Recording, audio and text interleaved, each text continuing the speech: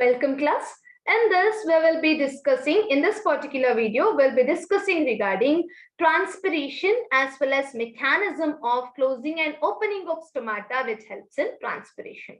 So first thing is transpiration. So what is meant by transpiration?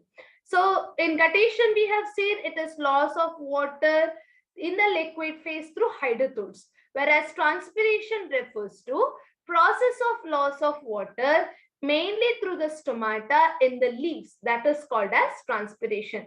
So majority of the transpiration, it occurs through the leaf surface only. Apart from that, different parts of the plants also, they may take part in transpiration. So based on which part of a plant is involved in the transpiration, we can classify the transpiration into different types. So first one is foliar transpiration, colline transpiration, cuticular transpiration, as well as the lenticular transpiration. What is meant by foliar transpiration? So as we have defined above, it is transpiration that is occurring through the leaves or through the stomata, that is called as foliar transpiration. So if transpiration occurs through the leaves, then it is foliar. Suppose if transpiration is occurring through the stem, so in case of stem, there will be presence of bark. So that bark may take part in a transpiration, or there will be presence of lenticels also. So they may take part in a transpiration. Suppose if stem is involved in the transpiration, then it is called as colline transpiration. And next one is cuticular transpiration. So cuticular transpiration, as the name indicates, it is transpiration occurring through the cuticle. So cuticle is nothing but the thin layer. It is a thin waxy layer or the slimy layer that is surrounding the stem as well as the leaf epidermis. So that is called as cuticle. So if transpiration is favored through the cuticle, then it is called as cuticular transpiration. And next one is lenticular transpiration, where the transpiration occurs through lenticels. So what is meant by this lenticels? So when we can see the secondary growth in case of the plants, so what happens? New and new cortical cells will be added. So as a result, the part of the epidermis, it will be ruptured, leaving a pore that is called as lenticel. So it is formed during the secondary growth in case of the plant. So suppose if transpiration is occurring through this lenticels, then it is called as lenticular transpiration. And here, the rate of transpiration, it may be through any parts, it will be mainly regulated. Specifically, the rate of transpiration that is occurring through the leaves, it will be mainly regulated by the closing and opening of stomata. And generally, in case of most of the plant, stomata will be open during daytime and it closes during nighttime. Only in case of a plant called as cam plant. So in case of cam plants, only the reverse condition can be seen, where stomata, it closes during the daytime and it opens during nighttime. So it closes at day and opens during night. So this is to conserve the water or minimize the transpiration loss. So CAM refers to crassulacean acid metabolism. So plants which are involved in such type of dark reaction, so they are called as CAM plants, in which the stomata closes during daytime and opens during night. So now we'll see what is the mechanism that is involved behind the closing and opening of stomata. So in order to explain the closing and opening of stomata, several theories has been put forward. Among that, the most accepted theory is malate or potassium ion pump theory, or it is also called as hormonal regulation theory. So it is one of the widely accepted theory that best explains the closing and opening of stomata. And this theory was initially given by the Fugino in the year 1959, and later it has been modified by the Levitt in the year 1974. And here, the closing and opening of stomata, it will be mainly dependent on change in the turgidity of the guard cell. So turgidity means water concentration. So change in the turgidity of guard cell. So it will be helpful in closing and opening of stomata. And here, what happens when guard cell is fully turgid and guard cell becomes flaccid? So here, when the guard cell is fully turgid, Along with the turgidity of the guard cell, the cellulose fibrils that are present in the stomata, they also gets oriented radially, resulting in the opening of stomata. That is, so if you see the guard cells, so these are the guard cells that are seen in case of stomata. So they will be fully turgid, and on the radial direction, you can see certain fibrillar structures which are made up of cellulose. So this cellulose myofibrils, microfibrils, so they get arranged radially rather than being arranged longitudinally. So this radial arrangement of the cellulose microfibrils along with the turgidity of guard cell, it results in opening of stomata, whereas once the guard cell become flaccid, so the stomata will close or the stomatal pore will close. And how exactly this turgidity of the guard cells will be maintained? So that can be explained through the above theory. So we'll see the phenomenon in detail.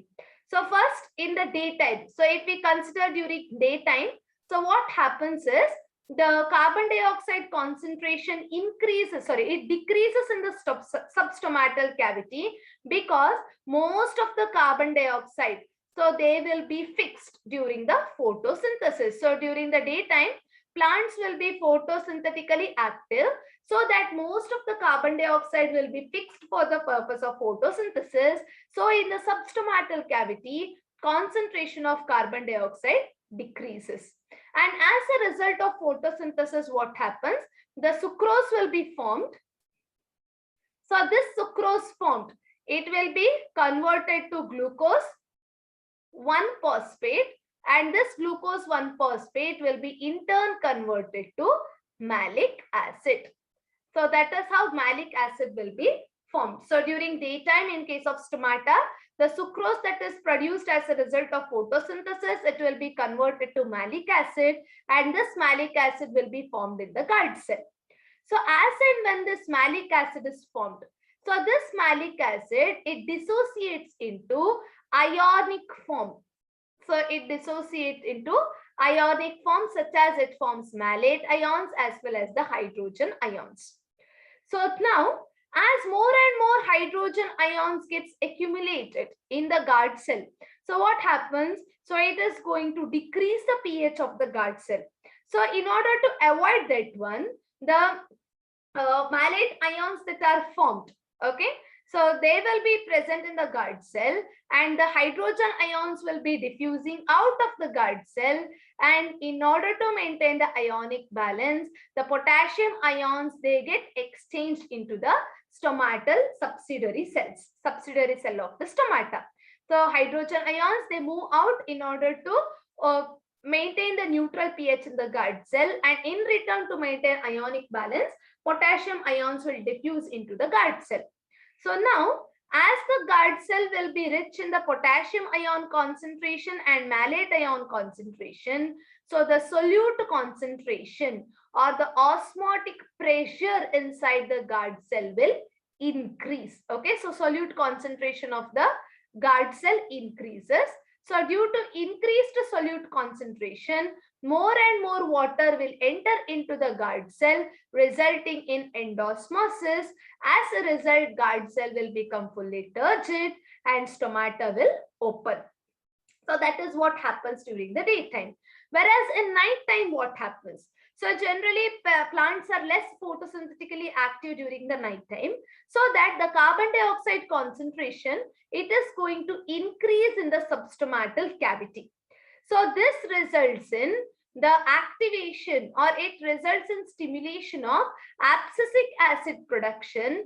So increase in carbon dioxide concentration in substomatal cavity increases the abscisic acid concentration also. This abscisic acid is also considered as a stress hormone. So concentration of abscisic acid increases. So this increased concentration of abscisic acid, it will inhibit the movement of potassium ions into the guard cell, so that potassium ion exchange will be stopped in the guard cells, and this will be transported back to that of the subsidiary cells. So here it has been moved from subsidiary cell to the guard cell. So again in the night time, potassium ions, they come back to the subsidiary cells. So as a movement of potassium ion, so what happens? Again, the concentration of hydrogen ion increases. So here pH of the guard cell will decrease. So this decreased pH, it will initiate the synthesis of starch. So that is your malate ion that is formed. It will be converted to malic acid. So this malic acid will be interused in the synthesis of the starch. So as the starch is synthesized, so malate ion and potassium ions are both removed by the guard cells. So the osmotic potential, the solute concentration in the guard cell will decrease. So as the solute concentration decreases, so it will decrease in such a way that it falls below the osmotic concentration of the it will fall below the concentration of the cell sap in the adjacent mesophyll cell. So as a result, water comes out of the guard cells through the process called as exosmosis.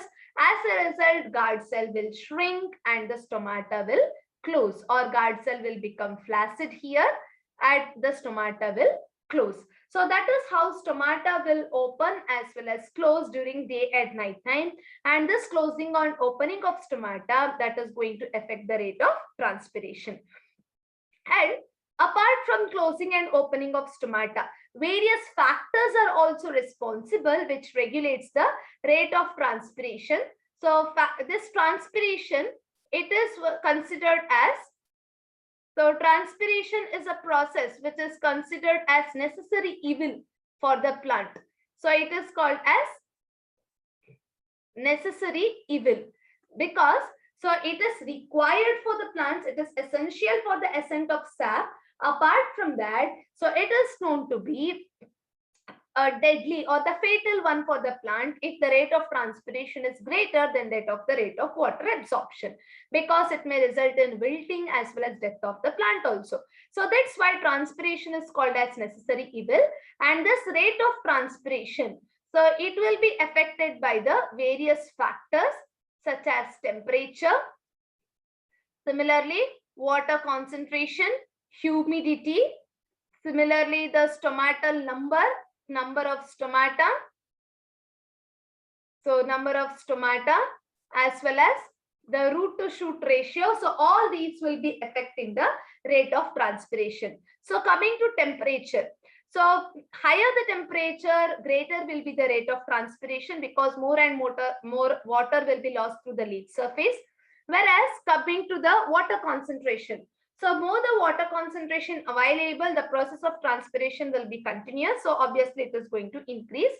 Coming to humidity, so lesser the atmospheric humidity, that is, if the air is drier, if it is containing less water molecules, then the rate of transpiration will be faster because as the wind passes, so it carries away the water molecules or the water vapors that has been evaporated, so that the rate of transpiration will be faster. Whereas increase in humidity, it decreases the rate of transpiration. Similarly, the wind current, faster the wind current, greater will be rate of transpiration. Slower the wind current, again the transpiration rate decreases. Similarly, certain internal factors such as number of stomata. The more the number of stomata on the upper leaf surface, greater will be the transpiration. So generally in case of dicot plants, the stomata will be distributed more in the lower surface so that the transpiration can be minimized. Whereas in desert plant, they will be having a sunken stomata. So as a result, the rate of transpiration can be minimized. Coming to root to shoot ratio. So if root to shoot ratio is greater, then the water drawn through the transpiration will be maximum, so that the transpiration pull will be more and rate of transpiration also increases. So that is regarding the various factors that are going to affect the rate of transpiration. And the usefulness of a transpiration, useful aspects of transpiration is it is going to cool the leaf surface area, and it also helps in absorption of water by the roots. That is the useful aspect. Whereas the harmful aspect of transpiration is continued transpiration. So it may result in excess loss of water, and it may result in wilting as well as death of the plant. So that is why transpiration is considered as necessary process also, evil process also. Together it is termed as a necessary evil. So that is regarding the transpiration as well as mechanism of closing and opening of stomata. So in the next session, we'll be coming to the last part of this particular topic, transport in plants, that is phloem transport or the translocation of solutes.